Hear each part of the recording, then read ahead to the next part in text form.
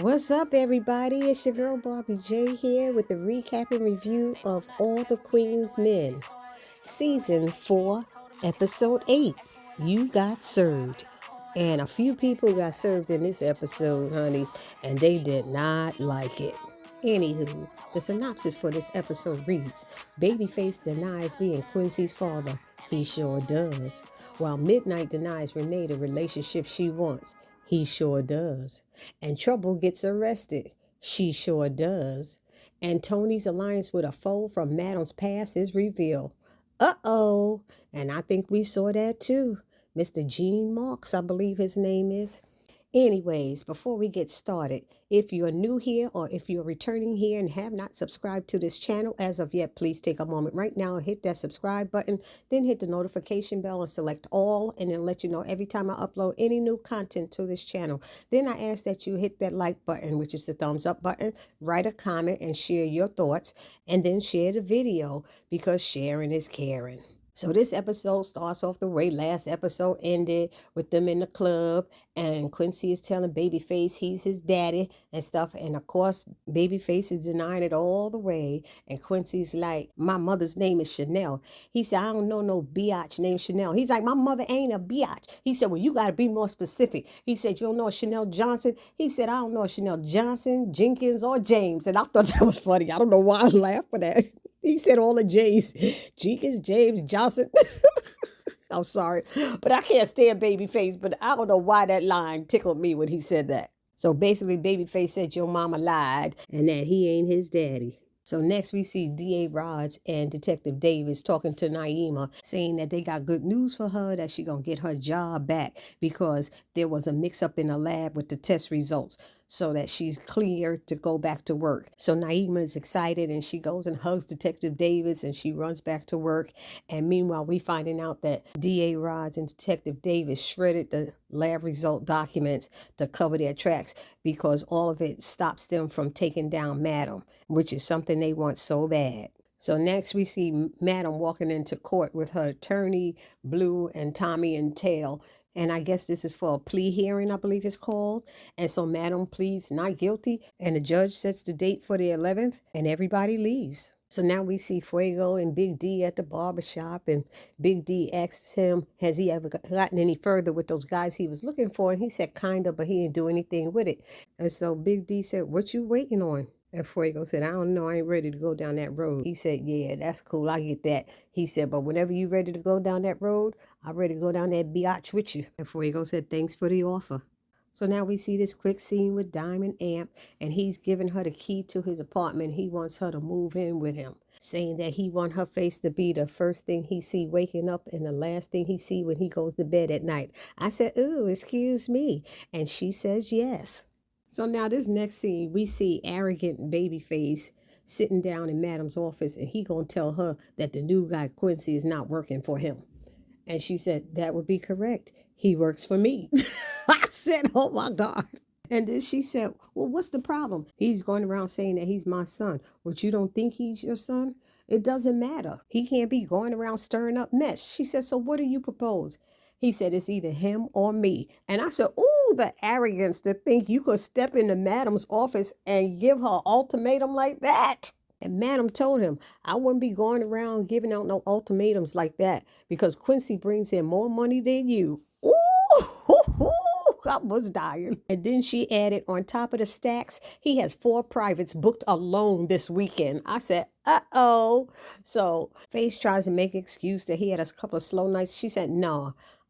You've been effed up ever since you started living with Tandy. You became too laxed. I said, oh, Madam checked him. So he had to leave out of her office with his head hung low. So now we see Blue with her therapist with a bow and arrow in her hand, and the therapist is telling her archery is a form of meditation. So she's telling Blue to, as she's shooting, to tell her what happened in her life, what's going on, what's causing the triggers. And Blue is talking, and she does at least 3 of them. When she turns around, she starts getting so into it that she turns around and points it to the therapist like she wants to kill her, like she's the enemy. And the therapist is like, wait, you're safe, it's me. Remember where you are, it's just you and me. And Blue says, what's wrong with me? And the therapist says, absolutely nothing, you're just having a hard time processing these horrible memories. So now we see Crazy behind Madam playing darts on a bartender's chest. She tired of her register coming up short. I said, oh my God. She told him, will he come up short anymore? He was like, no, he's shaking his head. She got him between his teeth and everything. Well, Tommy's watching. And she told him to get out of her office and don't be dripping no blood on her carpet. So now we see Amp at his apartment with his mama. She done brought him some smothered pork chops, which was one of his favorites. And she thanks him for letting her come over. And he said, well, it's really Dime, she's the one. You got to thank her. Because I guess he wouldn't have done it. And I'm glad that he was honest and said that, you know what I mean? And she said, oh, yeah, I could tell she's a good woman. So anyway, she goes, so what have you been doing, with yourself since being out? So here's the confusion with this text. How is it that Tony doesn't know that Amp works at Eden as a dancer? But somehow she knows Dime's first name. She has to know that Dime works at Eden.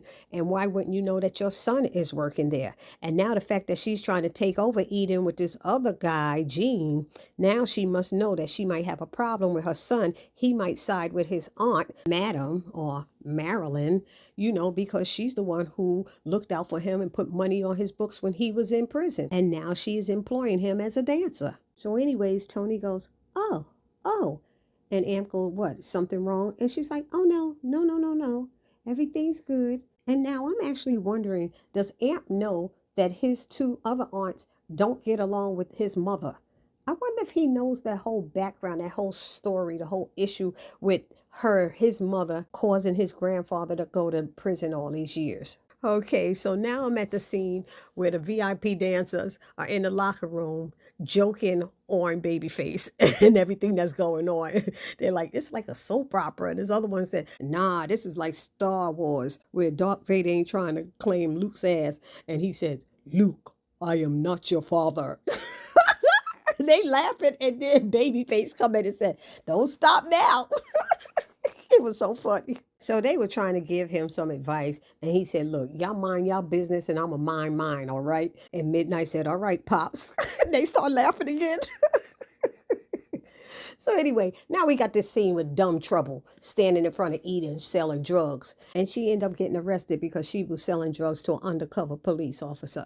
So now when they get her in a room at the precinct, Detective Davis comes in and talks to Trouble, whose name is Erin, and she lets her know that she has 2 strikes and that with her rap sheet, with breaking and entering, theft, robbery, whatever, and now selling drugs to an undercover cop, that's at least 20 years, she told her. She need to be looking out for herself because she noticed that her boss hasn't called her all this time she was here, thinking Madam will come and get her.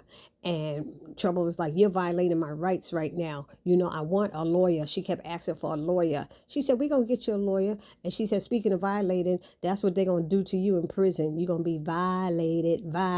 And she walks out.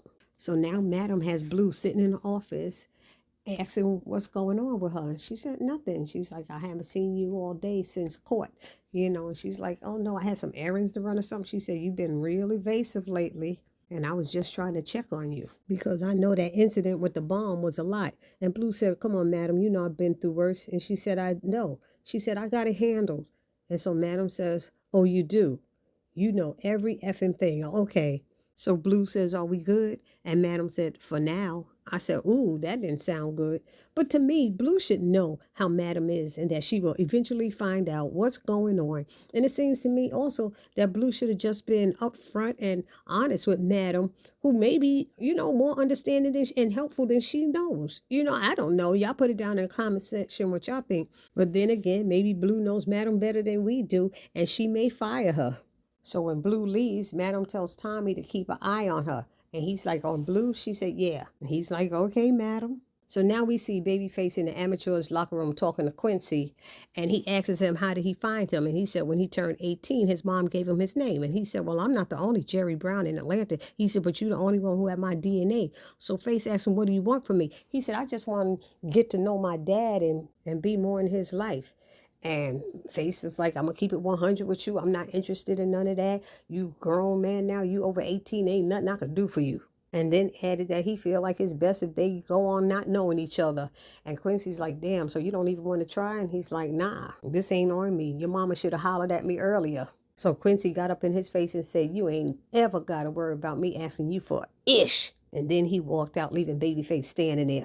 So now we have Renee showing up at Club Eden again, looking for Midnight. And she sees him and he's like, damn, you back already again? And she's like, yeah. She said, I didn't mean to get rough with you, but maybe you want to manhandle me again like you did the other night. He pulled us aside. Don't be talking about that stuff up in here in front of these people. They might get the wrong effing idea. She's like, I'm sorry.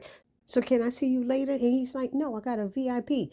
So Crazy Renee went straight over to Blue and said to her, I'm a friend of Midnight's and I want to see him for a VIP. She said, well, Midnight's booked, but Doc is available. She's like, I want to see Midnight. And Blue said, well, you can't see your friend because he's booked for a bachelorette party. And Renee said, we'll see about that. And Blue walked away and said, crazy biatches. But see, Midnight done turned her into a crazy behind stalker. He better watch his back because we all knew it was coming. We all saw it. But Midnight didn't. All he saw was the green paper that she was handing him. So now we see a funny scene with the VIP dancers in the locker room. And they're talking about having children. And you lucky she didn't hit you up when he was in diapers. And diapers are expensive and babies are expensive. And I take care of all my kids. And Doc talking about, that's why I got stock in latex. Making sure he don't have no kids because they start wanting everything. So Fuego's talking about he may want some. Amp is talking about it's all about timing. If you're ready, you're ready. If you ain't, you ain't. He's looking at face. And then Big D was talking about, yeah, I'm not ready to have no kids. That's why I ain't going down that road or something like that. And you see how they set this up, y'all? Because we all think that Dime is pregnant. So it could be either Big D's or Amp's. So anyway, they're talking and this cute girl walks in and I see them yellow envelopes. So I said, uh-oh, this is something ain't right. And so Babyface is like, Madam needs to get some better security around here. And I was saying the same thing because how this chick just walk up into the back room through the club and find their dressing room with all the dressing rooms that's around. And so he said, what are you doing back here? And she said, oh, I just want to see who I'll be working with. And Midnight's like, oh, you the new fluffer. And she said, yes, I am. So they introduced themselves and she says, I know who all of you are. And she told Amp he was one of her favorite dancers. And she said, well, I do have some rules and consent forms that I need for all y'all to sign before we get started. So she starts handing out the consent forms and then goes, you've all been served. And she walks out. They was pissed. So next we see Tommy running into Madam's office to hide from the process server so she don't serve him. And Madam said, they going to get you either way or the other, but I'm not worried about what you're going to stay because I know where your loyalties lie, Tommy. And he said, thank you, Madam. So Madam also tells Tommy to keep your eye on Blue because she ain't talking. And he's like, do you think somebody got to her? And she said, I don't know, but this trial is going on and I just got to be careful. Now we see Ray, Sean, and Quincy in the dressing room talking. And he's like, I heard what happened with you and Babyface. And he said, yeah. He said, I told you that guy was bad news. And he said, yeah, but you never gave me specifics. I said, he don't need to give you specifics. He didn't know who the hell you was. Still don't have to give it to you. He said, well, if you really want to know, he told him how he pimped him out and stole his car and took his money and threatened him and all of that stuff. And Quincy said, that's foul. And Ray Sean was like, there ain't nothing I could do now. And Quincy said he can't get away with that. And I'm hoping he don't talk Ray Sean into doing something stupid. You know what I mean? So now we got Tandy calling Madam, talking about she having an official party as the mayor and she has some thirsty benefactors. And she wanted to know if Madam will provide the men of Eden to be the dancers there for some sort of bachelor's auction. So Madam asked, what's going on with my eminent domain land? And she said, oh, there's been a little hiccup with that. And she said, what do you mean? She said, it's taking a little longer than I expected. She said, it's taking a little longer because you always got a D in your mouth. Get your priorities straight. I'm sorry. I don't know why that was funny to me. Sorry. So Madam says she's going to charge her double for the men. She said she'll consider lowering it once she gets her land. And she's like, okay, thank you, Madam. And then mouths the word biatch to the phone. So now we're over at Maddie B's with a quick scene between Tony and Gene Marks, I believe is his last name. And we're finding out, yes, that he is the gentleman that she is working with.